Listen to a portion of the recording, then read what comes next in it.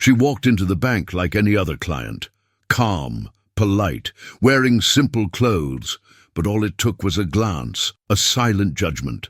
And within minutes, the staff had already decided she didn't belong there. They denied her service, called for security, whispered insults like she couldn't hear. But what no one in that building realized was that the woman they tried to humiliate was the actual owner of the bank. And 10 minutes later, every employee who had mocked her would find themselves fired on the spot. If you believe respect should never depend on appearance, stay with us. Hit that like button and leave a comment saying, "Justice."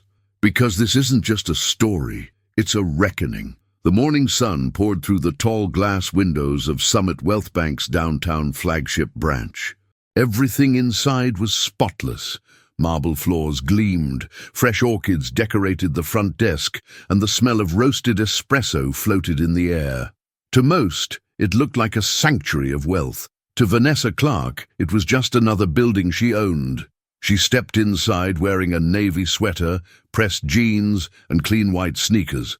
Her hair, full and natural, framed a calm, focused expression.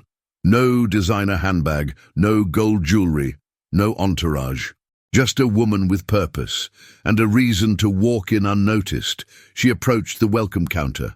"Good morning," she said. The receptionist, a young woman named Natalie, looked up briefly, then down at her screen. "We're not taking walk-ins right now," she muttered. "Private client sessions only." Vanessa tilted her head. "I have an appointment." Natalie glanced up again, her eyes scanning Vanessa from head to toe. Her expression didn't change. "Name?" "Vanessa Clark." Natalie typed slowly, then frowned. "I don't see you listed. Are you sure it's this branch?" Vanessa smiled politely. "Very sure." Natalie gave a small shrug. "Let me get the manager." She turned and walked toward the back office, leaving Vanessa standing at the counter. A few feet away, well-dressed clients sipped espresso and whispered among themselves, throwing curious glances toward the woman with no briefcase, no heels, and too much confidence for someone not in the system. A few minutes later, Lisa Newman, the branch manager, arrived. Her sharp black suit and slick ponytail broadcast authority. She looked at Vanessa with mild confusion. "Can I help you?" "I'm here for my 10 a.m. private meeting," Vanessa said. Lisa glanced at Natalie, then back at Vanessa. "We have no record of that, and unfortunately, this area is for reserved clients only." Vanessa remained composed. "I am a reserved client." Lisa's smile didn't reach her eyes. "Do you mind waiting in the lobby while we sort this out? We're very strict about access here." Vanessa didn't move. "I have clearance.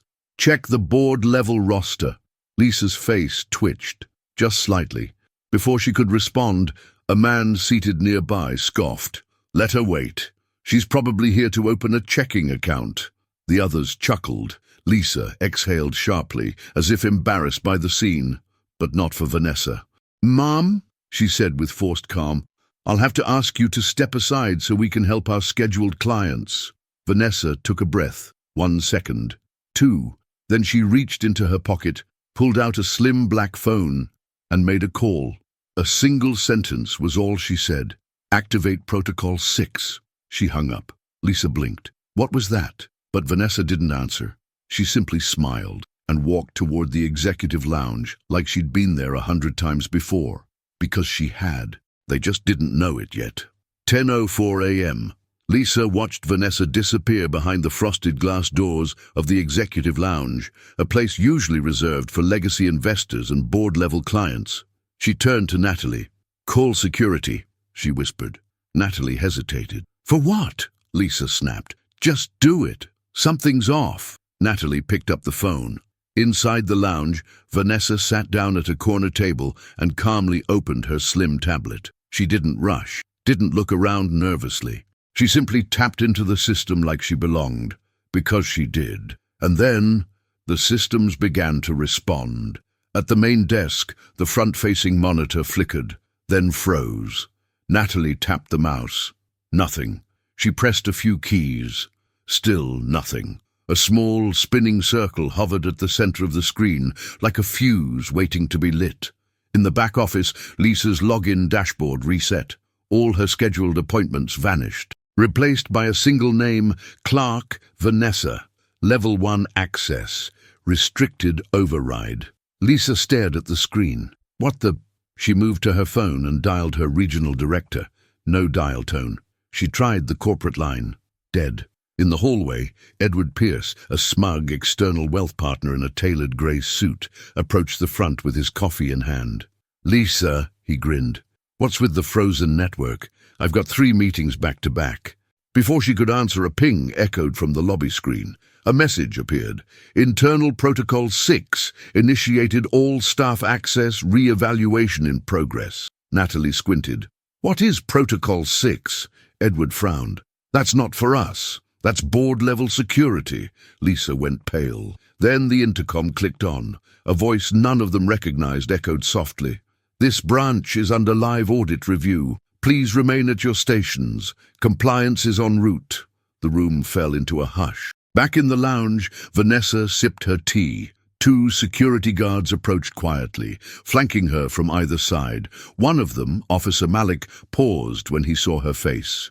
"Ma'am?" he asked, uncertain. Vanessa didn't look up. "Check your tablet." He pulled the device from his belt. His brows furrowed. On the screen, under Security Alert, Vanessa Clark, Executive Owner, Level 1 Board. Do not interfere. Do not engage. Report to Compliance HQ immediately. He looked at the other guard. "We're done here," he said quickly, guiding his partner away.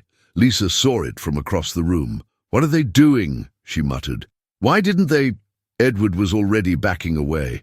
Something had shifted, not in the way Vanessa walked, not in what she said, but in how the building itself had begun to bend around her. Suddenly, she wasn't just a problem. She was the protocol, and now everyone else was the variable. The lounge was no longer just a waiting area, it was a stage. And the audience didn't even realize the curtain had already lifted. Vanessa remained seated, serene. Her tablet was still open, displaying internal metrics, staff hierarchies, security protocols. Every keystroke echoed louder than any scream. Back at the main desk, Natalie stood frozen. Her screen had gone fully black. A new prompt blinked faintly. "Access temporarily revoked. Please await administrative review." "What is going on?" she whispered. Edward was pacing by the coffee station, phone to his ear again. "Can anyone explain who this woman is? She's hijacking the entire system." Lisa walked quickly to his side, her heels clicking sharply on the tile. "I don't understand. She wasn't in the appointment book. She wasn't—" Edward cut her off. "She just triggered Protocol 6, Lisa. Do you know who even has the authority to do that? Board members. Executive-level clearance. That's not a prank. That's not a client." Natalie, now visibly shaken, stepped forward. She said her name was Vanessa Clark." Edward froze. "No, that's not—" He pulled out his own device, quickly typing. Moments later, his face drained of color. He turned the screen toward Lisa. "Vanessa Clark, founder and majority shareholder. Summit Wealth Bank, Level 1 authority. Unrestricted access." Lisa backed away slightly, her voice hollow. "She's the owner?" Inside the lounge, Vanessa tapped one last command. The door to the lounge clicked, unlocked.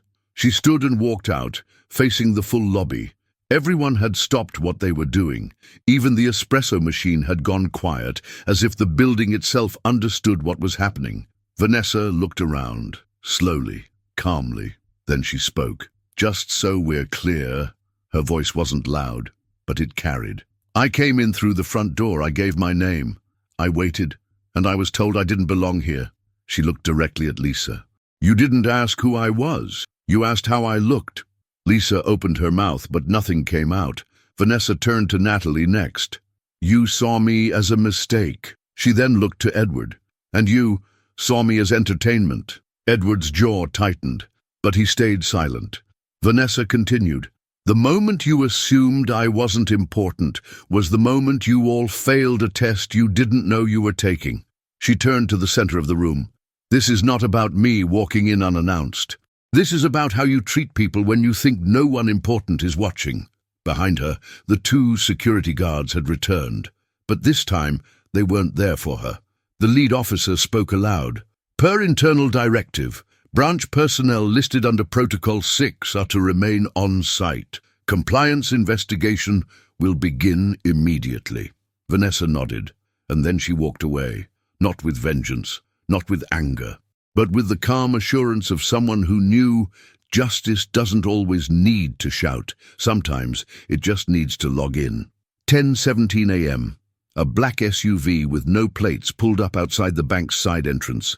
4 individuals in tailored grey suits stepped out. No name tags, no small talk. Each carried a thin black tablet, Summit Compliance Division. They walked through the lobby with calm authority, flashing 0 credentials. They didn't need to. Lisa instinctively straightened her blazer. Natalie reached for her badge, only to realize it had already been remotely disabled. Vanessa stood to the side, her arms folded. The lead compliance officer approached her. "Ms. Clark, full protocol initiated. Shall we begin?" Vanessa nodded once. "I want transparency. Start here publicly." He turned to the room and tapped a button on his tablet. A tone rang through the air. "All branch personnel, please remain in place. A live compliance review is now in effect." Maya Reed, Vanessa's legal strategist, entered moments later. She carried nothing. She needed nothing. Just her presence turned the air electric. She stood next to Vanessa. "I sent the board the footage from the internal cameras," she said quietly. "They're watching." Vanessa didn't reply. She was watching something else. Lisa, the woman who had spoken to her like she was a lost delivery driver. The woman who had dismissed her authority before ever learning her name. A compliance officer approached Lisa. "State your name and role." "I'm Lisa Newman," she said quickly. "Branch manager. I didn't know who she was." The officer didn't respond. He was already scrolling through timestamps, audio files, employee logs. "According to this, you denied service to a level 1 executive, then instructed staff to engage security under false pretenses." Lisa's mouth opened. It wasn't personal. Did you verify her identity?" No, not directly." The officer tapped a command. "Newman, Lisa, access revoked status, pending termination review." Her tablet locked. Her phone went dark. A chill swept across the room. Nearby, Edward took a cautious step backward. "Let's not be dramatic," he said. "It was a misunderstanding. This isn't the way to handle—" Another officer turned to him. "Edward Pierce, external wealth advisor. You made remarks on camera implying the client was ineligible due to appearance." "That's not—" he began. But the officer had already entered the command. "Pierce, Edward, access revoked status, pending termination review." Natalie's voice cracked. "I was just following protocol." "You initiated no verification process. You made assumptions. You laughed with the others." Natalie lowered her head. Tears welled in her eyes. Vanessa watched without speaking. It wasn't satisfaction. It wasn't revenge. It was clarity. Maya leaned over. "You want me to freeze their bonuses?" Vanessa paused, then nodded. "Yes, but not just here. Every branch where a complaint was dismissed this quarter." Maya smiled. "Already done." Across the room, clients stared in stunned silence. Some filmed, some whispered, some simply watched. As a woman who had once been invisible rewrote the hierarchy in real time, one elderly man turned to his wife and whispered, "She didn't raise her voice once." His wife replied, "She didn't have to." The building already knew who she was. Vanessa took a deep breath, turned to the compliance officer. "Make it permanent." And just like that, the old rules ended. Not with a scandal, not with a press release, but with a single phrase from a black woman who was never supposed to sit at the top. Make it permanent. 10:31 a.m. The air inside the branch was no longer thick with discomfort. It was sharp, electric. Every heartbeat seemed to sync with the realization that this morning would be remembered and talked about for years. Vanessa stood near the center of the lobby. She wasn't flanked by guards or assistants. She stood alone as herself, but the room stood with her now. Maya returned from the back office and handed her a small tablet. "It's done," she whispered. "Their contracts are frozen, bonuses cancelled, access terminated." Vanessa didn't react. She looked up, at the room, at the faces. There was silence. Then she addressed the crowd, not as an executive, not as a billionaire, but as a woman who had once sat in their place. "Let me ask you something," she said. "Have you ever walked into a place and felt like you had to prove you belonged there?" Heads nodded slowly. A single yes echoed from the back. "Have you ever watched someone treat you differently because of your skin, or your clothes, or your silence?" More nods. A few whispered, "Every day." Vanessa held the silence. "Then, that ends here." She motioned toward the welcome desk. "From today forward, this branch will operate under a new protocol. Every client, no matter their balance, no matter their shoes, will be treated as if they could buy this building, because some of us already can, and the rest deserve the same respect." She turned to Maya. "Send that policy to every branch, immediately." Maya nodded, already typing. Vanessa faced the clients once more. "If you've ever been dismissed, if you've ever been spoken over or talked down to or watched someone roll their eyes when you asked a question, this is your bank now." A young black woman near the back, with her child in a stroller, raised her hand. "Are you serious?" Vanessa walked over, smiled gently. "I own 62% of Summit Wealth Bank," she said. "I don't make speeches for fun. I make rules." The woman laughed softly. Her baby reached toward Vanessa's necklace. Vanessa bent down and let the child tug at it. "Looks like he approves," she said. The room exhaled for the first time in half an hour. Laughter, applause, relief. Even the barista behind the complimentary coffee bar clapped quietly. Meanwhile, behind the scenes, security footage was archived. Termination papers were sent. A press release was drafted, but Vanessa ordered it shelved. "No statements," she said. "Let the story tell itself." Maya raised an eyebrow. "You think it'll spread without media?" Vanessa nodded. "Justice doesn't need press. It just needs witnesses." Back at the front, a timid older man stepped forward. "Ma'am, I'm embarrassed to say this, but I thought you were just someone asking for help." Vanessa smiled. "I was." And she walked over to the teller window, where a new employee had just clocked in, oblivious to the storm that had passed. "Good morning," she said kindly. "I'd like to make a deposit." 11:03 a.m. The sun was higher now, casting sharp reflections on the building's glass facade. Inside the branch, silence had been replaced by a kind of reverent buzz, as if people were speaking more carefully, more thoughtfully. Lisa was gone. Edward was gone. Natalie was gone. And the clients. They stayed, not out of curiosity, but because something rare had just unfolded right before their eyes. Accountability with no apology.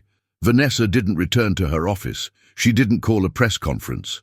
She didn't tweet. Instead, she walked 5 blocks north, alone, her hands in her coat pockets. People passed her on the sidewalk without a second glance, which she liked. No one recognized her as the woman who had just dismantled a system from the inside. No cameras, no entourage, just Vanessa. She entered a small coffee shop, the kind where baristas know names, not titles. The owner, a short Haitian man named Jules, smiled from behind the counter.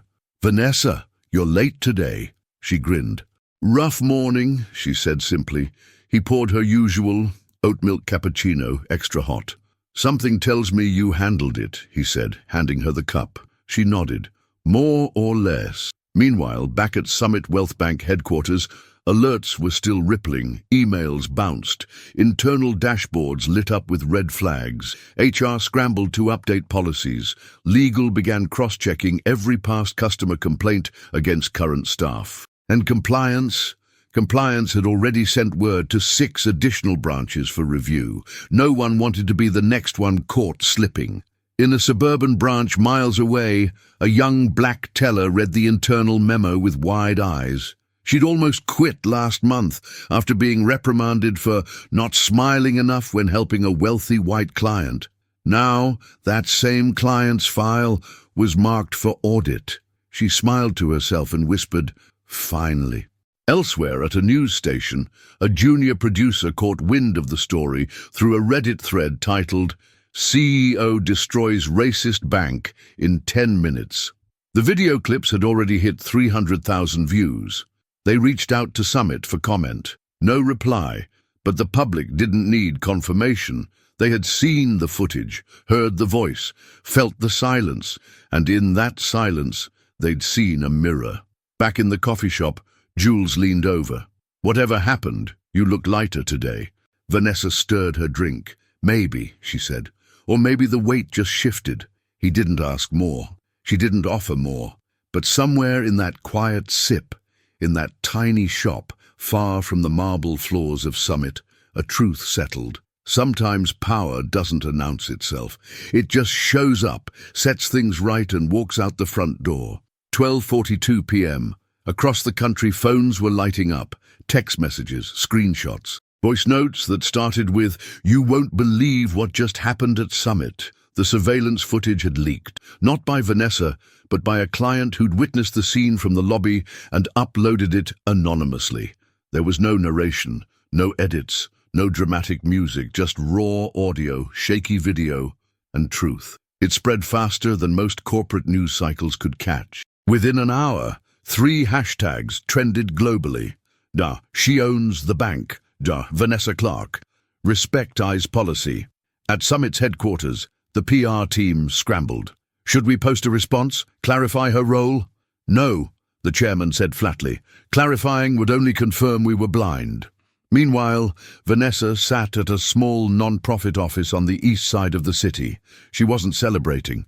She was reviewing grant applications for women-owned tech startups. Across the table, a young intern stared at her wide-eyed. "You're the woman from the video, right?" Vanessa looked up, paused. "I'm the woman in the chair you're about to sit in," she said, "because you'll be where I am sooner than you think." The girl blinked, then smiled. Back at the bank, senior executives from other branches were on video calls, some in panic. "Do we have diversity issues? Should we review front desk protocol? Will the board investigate our training process?" One HR director leaned back and muttered, "We're not scared of her. We're scared of what she just proved is possible." Elsewhere, media outlets reached out to Vanessa's assistant, requesting interviews, features, even book deals. All declined. A producer from a top news channel offered prime time. Vanessa's response? No comment. Make room for someone else's story. She wasn't building a brand. She was building a standard. In a Chicago law school, a professor played the viral video for a room full of students. "This is the future of silent leadership," he said. She didn't shout. She didn't retaliate. She restructured. A hand went up. "What's the lesson here?" The professor paused. "Simple," he replied. "Know who you're dismissing, because they might own the building." Outside, protesters gathered peacefully near another Summit branch that had a history of discrimination. No one shouted. They simply stood silently, holding signs that read, "Respect is the real currency." Meanwhile, Vanessa walked through a public park with Maya. "You know what's wild?" Maya said. "You could have made this a PR moment, gone on TV, launched a campaign, even sold merch." Vanessa chuckled. "That's the difference between a moment and a movement." They passed by a bench where a homeless veteran sat watching pigeons. Vanessa stopped. She reached into her bag, pulled out an envelope and handed it to him. He looked at it, confused. "What's this?" "A deposit slip," she said. "There's a new program starting. Veterans get priority housing through my foundation." His hands trembled. She smiled. "You've earned it." He whispered something she almost didn't hear. "Thank you for seeing me." And in that moment, she knew. It's not the institutions we change that matter most. It's the people we lift while doing it. 6:02 p.m. The sky over the city dimmed into shades of copper and deep grey. Vanessa sat alone in her penthouse apartment, barefoot, a wool blanket draped over her legs. The floor-to-ceiling windows revealed the skyline of a city that now pulsed differently, as if something had shifted beneath the surface. The TV was off, phone on silent, no background music, just wind and the faint clink of ice melting in a glass of water beside her. She stared at nothing, not in a daze, but in stillness, a rare kind, the kind that comes after a storm you didn't ask for, but knew had to happen. On the table beside her lay a single manila folder. Inside, an offer letter from a global tech conglomerate. They wanted her as chairwoman, stock options, authority, visibility. She hadn't signed it. Across the room, a single-frame photo caught the last rays of sunlight. Vanessa at 23, standing with her mother on the steps of a bank she wasn't allowed to enter back then. The look in her eyes, curious but unsure. Her mother's expression, firm, hopeful, one hand resting on Vanessa's shoulder as if to say, "You will." Vanessa rose, walked to the photo. She pressed 2 fingers gently against the glass. "I did," she whispered. She walked to the kitchen, opened the fridge, pulled out leftover rice and roasted vegetables. No chef tonight, no guest. She didn't want company. She wanted truth. And truth wasn't loud. It was quiet, simple, unapologetic. As she ate in silence, her phone vibrated once. A message from Maya. "They're rewriting the onboarding protocol, new policies being named after you. The Clark Standard." Vanessa read it, smiled faintly, then powered the phone off again, because change wasn't about headlines. It wasn't about fame. It was about knowing that somewhere a woman like her would walk into a bank tomorrow, in jeans, with her natural hair, and be treated with dignity, not because the staff feared her title, but because they finally understood who people like her always were. Vanessa took one last sip of water, stood up, and walked toward the balcony. The city lights flickered below, and for the first time in a long time, she felt no weight on her shoulders, just the breeze.